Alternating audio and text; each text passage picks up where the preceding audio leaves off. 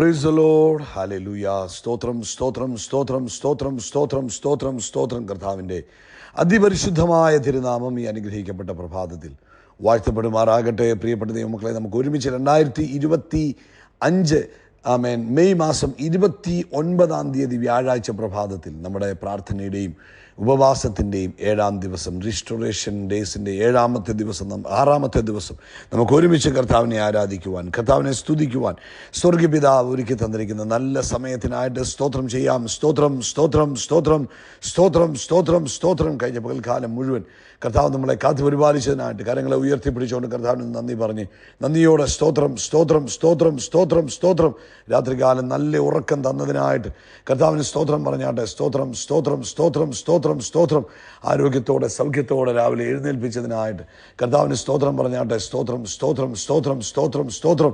ഈ പകൽക്കാലം ക്രിസ്തയേശുവിൽ നമ്മളെ ജയോത്സവമായി നടത്തുന്ന ദൈവകൃപയ്ക്കായിട്ട് നമുക്ക് സ്തോത്രം ചെയ്യാം. സ്തോത്രം സ്തോത്രം സ്തോത്രം സ്തോത്രം സ്തോത്രം സ്തോത്രം സ്തോത്രം സ്തോത്രം സ്തോത്രം. നമുക്ക് ഒരുമിച്ച് കരങ്ങൾ ഉയർത്തി കർത്താവിന് നന്ദി പറയാം. Thank you Lord, thank you Lord.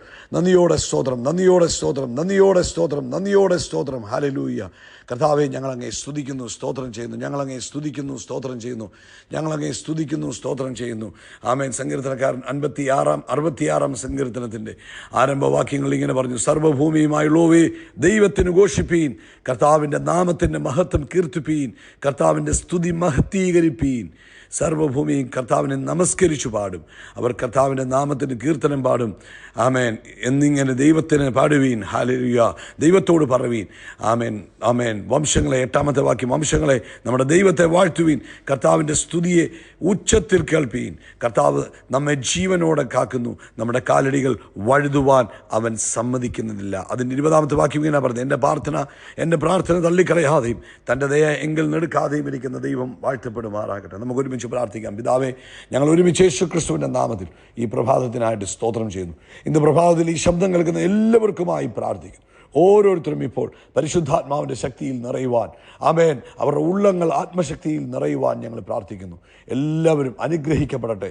രോഗശക്തികൾ ഇപ്പോൾ യേശുവിൻ്റെ നാമത്തിൽ വിട്ടുമാറട്ടെ. കർത്താവേ, യേശുവിൻ്റെ നാമത്തിൽ പനി വിട്ടുമാറട്ടെ. ആമേൻ. ഛർദ്ദിൽ വിട്ടുമാറട്ടെ. ലൂസ് മോഷനുകൾ സ്റ്റോപ്പാകട്ടെ. നസ്രനായ യേശുവിൻ്റെ നാമത്തിൽ, ആമേൻ, യേശുവിൻ്റെ നാമത്തിൽ ഞങ്ങൾ നിൻ്റെ മക്കളെ നോക്കി ഡിക്ലെയർ ചെയ്യുന്നു. ആമേൻ. നിൻ്റെ വശത്ത് 1000 പേര് വീഴും, നിൻ്റെ വലത്തുവശത്ത് 10,000 പേര് വീഴും, എങ്കിലും അത് നിന്നോട് അടുത്ത് വരികയില്ല. ഒരു ബാധയും നിൻ്റെ കൂടാരത്തിൽ കയറത്തില്ല. ആമേൻ. ആ തിരുവെഴുത്ത് പ്രകാരം നിൻ്റെ കുഞ്ഞുങ്ങൾ ഓരോരുത്തരും സംരക്ഷിക്കപ്പെടട്ടെ. ആമേൻ. സീസണബിളായ രോഗങ്ങളൊന്നും തൊടാൻ അനുവദിക്കാതെ നസ്രനായ യേശുവിൻ്റെ രക്തത്താൽ ഇന്ന് പ്രഭാതത്തിൽ ഈ ശബ്ദം കേൾക്കുന്ന ഓരോരുത്തരെയും മുദ്ര വെച്ച് പ്രാർത്ഥിക്കുന്നു. രോഗങ്ങൾ അവരിൽ നിന്നും, അവരുടെ ഭവനത്തിൽ നിന്നും, അവരുടെ കുടുംബാംഗങ്ങളിൽ നിന്നും യേശുവിൻ്റെ നാമത്തിൽ മാറി നിൽക്കട്ടെ. അതുപോലെ കർത്താവെ, ജോയിൻറ്റ് പെയിനുകളാൽ ഭാരപ്പെടുന്നവർക്ക് വേണ്ടി ഞങ്ങൾ പ്രാർത്ഥിക്കുന്നു. ഇപ്പോൾ ചെറുതും വലുതുമായ ജോയിൻറ്റുകൾക്കുള്ള എല്ലാ വേദനകളും യേശുവിൻ്റെ നാമത്തിൽ വിട്ടുമാറട്ടെ. എല്ലാ അസ്ഥികളുടെ വേദനകളും യേശുവിൻ്റെ നാമത്തിൽ ഇപ്പോൾ വിട്ടുമാറട്ടെ. നസ്രനായ യേശുവിൻ്റെ നാമത്തിൽ സൗഖ്യമാകട്ടെ. എല്ലാ സ്കിൻ അലർജികളെയും നോക്കി ഞങ്ങൾ യേശു ക്രിസ്തുവിൻ്റെ നാമത്തിൽ സൗഖ്യത്തെ റിലീസ് ചെയ്യുന്നു. കണ്ണിൽ നിന്ന് അറിയാതെ വെള്ളം വന്നുകൊണ്ടിരിക്കുന്ന ആ രോഗം അല്ലെങ്കിൽ ആ ബുദ്ധിമുട്ട് അനുഭവിക്കുന്നവർ ഇപ്പോൾ യേശുവിൻ്റെ നാമത്തിൽ സൗഖ്യമാകട്ടെ.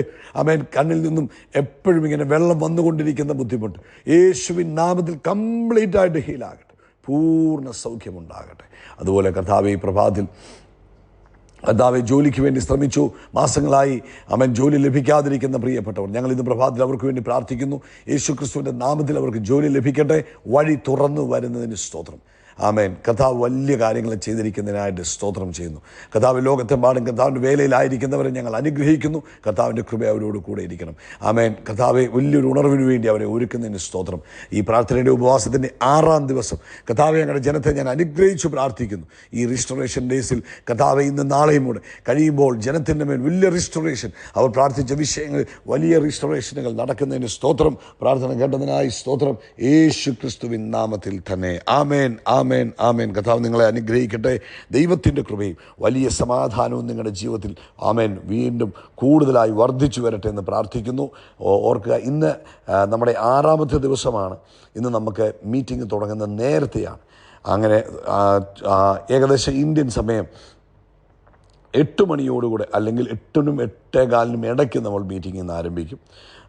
നാളെ വെള്ളിയാഴ്ച അധികാലത്താണ് നമ്മുടെ സഭായോഗം. ഇന്ത്യൻ സമയം 8 മണിക്കാണ് അതും ആരംഭിക്കുന്നത്. ഇന്ന് വൈകിട്ടത്തെ മീറ്റിംഗ് ഇന്ത്യൻ സമയം രാത്രി 8 മണിക്കും, നാളെ മീറ്റിംഗ് ഇന്ത്യൻ സമയം രാവിലെ 8 മണിക്കുമായിരിക്കും. അതുകൊണ്ട് അതനുസരിച്ച് ടൈം ചേഞ്ച് മനസ്സിലാക്കി പങ്കെടുക്കുക. കടന്നു വരുന്നവർ നേരത്തെ കടന്നു വരിക. നേരത്തെ ഇന്ന് മീറ്റിംഗ് തീരും. അതുകൊണ്ട് പ്രാർത്ഥനയോടുകൂടെ ഇന്നത്തെ ഇവിടുത്തെ സമയം പറഞ്ഞാൽ നമുക്ക് 5:30 മുതൽ 7:30 വരെയാണ് മീറ്റിംഗ് ക്രമീകരിച്ചിരിക്കുന്നത്. അതുകൊണ്ട് പ്രാർത്ഥനയോടുകൂടെ കടന്നു വരിക. കർത്താവ് നിങ്ങളെ അനുഗ്രഹിക്കട്ടെ. ഈ 6-ാം ദിവസം കർത്താവ് നമുക്ക് തന്നിരിക്കുന്ന വചനം എസെക്കിയേലിൻ്റെ പുസ്തകം 2-ാം അധ്യായം 2-ാം വാക്യത്തിൽ അവൻ എന്നോട് സംസാരിച്ചപ്പോൾ ആത്മാവ് എന്നിൽ വന്നു എന്നെ നിവർന്നു നിൽക്കുമാറാക്കി. ഈ ക്രിസ്തീയ ജീവിതത്തെ നമ്മൾ വളരെ പ്രധാനമായിട്ട് കാണണം, വളരെ സീരിയസ് ആയിട്ട് കാണണം. അതായത് യേശു ക്രിസ്തു നമുക്ക് വേണ്ടി തുറന്നു തന്ന പുതുവഴി എന്ന് പറഞ്ഞാൽ ഒരു അസാധാരണ ജീവിതമാണ്. പരിശുദ്ധാത്മാവ് നമ്മുടെ ഉള്ളിൽ വന്ന് നമ്മൾ സാധാരണ മനുഷ്യരെ പോലെയല്ല ജീവിക്കുന്നത്, നമ്മൾ വ്യത്യസ്ത മനുഷ്യരായിട്ടാണ് ജീവിക്കുന്നത്. പക്ഷേ ആ ഒരു നിലവാരത്തിൽ നമുക്ക് ജീവിക്കണമെങ്കിൽ, അല്ലെങ്കിൽ നമ്മൾ സാധാരണ ജീവിതമായി പോകും. എന്നാൽ വ്യത്യസ്തമായ ജീവിതം നമ്മൾ നയിക്കുവാൻ ആഗ്രഹിക്കുന്നെങ്കിൽ പരിശുദ്ധാത്മാവിൽ നിറഞ്ഞ് ജീവിക്കണം. ആത്മാവാണ് നമ്മളെ നിവർന്നു നിൽക്കുന്നത്, ആത്മാവാണ് നമ്മളെ നടത്തുന്നത്, ആത്മാവാണ് നമ്മളിലൂടെ സകലതും ചെയ്യുന്നത്. അപ്പോൾ അതിനുവേണ്ടി എന്ത് വേണം? നമ്മുടെ പ്രാർത്ഥനാ ജീവിതം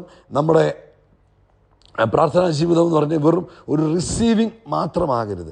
മറിച്ച് എനിക്ക് യേശുവിനെ കൂടുതൽ അറിയണം, എനിക്ക് എൻ്റെ പിതാവിനെ അടുത്തറിയണം എന്ന ആഗ്രഹത്തിൽ വേണം നമ്മൾ ആ പ്രാർത്ഥനാ ജീവിതം നമ്മൾ മുൻപോട്ട് കൊണ്ടുപോകാൻ.